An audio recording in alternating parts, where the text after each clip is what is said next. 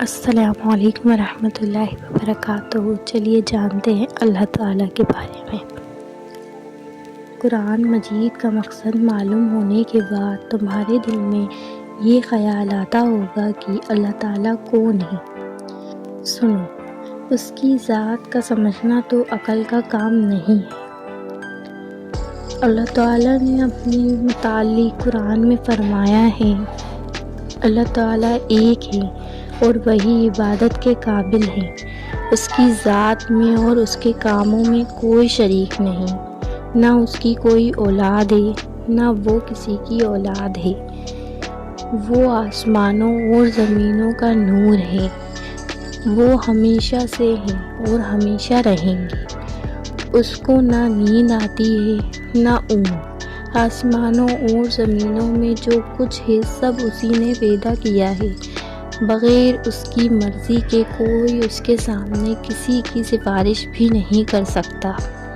جو کچھ ہونے والا ہے اور جو کچھ ہو چکا ہے سب اس کو معلوم ہے۔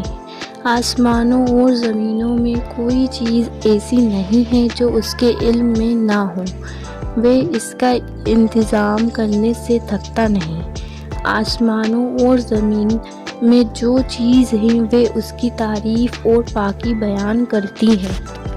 وہ پیدا کرتا ہے، وہی موت دیتا ہے، وہی موت کے بعد قیامت کے دن پھر زندہ کرے گا۔ اللہ سب کچھ کر سکتا ہے، اس کی مرضی کے بغیر کوئی کچھ نہیں کر سکتا۔ جہاں کہیں ہم ہوتے ہیں وہ ہمارے ساتھ ہوتا ہے۔ وہ ہمارے دلوں کی بات بھی جانتا ہے۔ وہی سب کو رزق دیتا ہے، جسے چاہے تھوڑا جسے چاہے بے حساب۔ اس کی اختیار میں ہے، جسے چاہے سلطنت دے، جس کی چاہے سلطنت چھین لے، جسے چاہے عزت دے، جسے چاہے ذلت۔ دین و دنیا کی سب بھلائی اسی کے ہاتھ میں ہے۔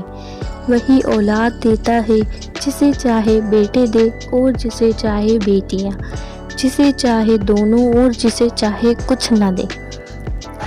وہ کسی کو بھلائی دینے چاہے تو کوئی اس کو بدل نہیں سکتا، اور جو تکلیف کا مستحق ہوتا ہے اسے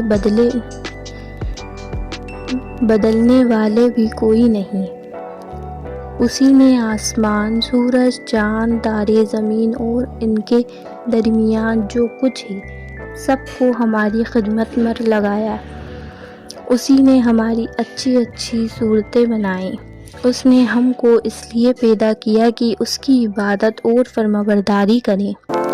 اس نے حضرت محمد صلی اللہ علیہ وسلم کو اپنا آخری نبی بنا کر بھیجا اور حضرت محمد صلی اللہ علیہ وسلم پر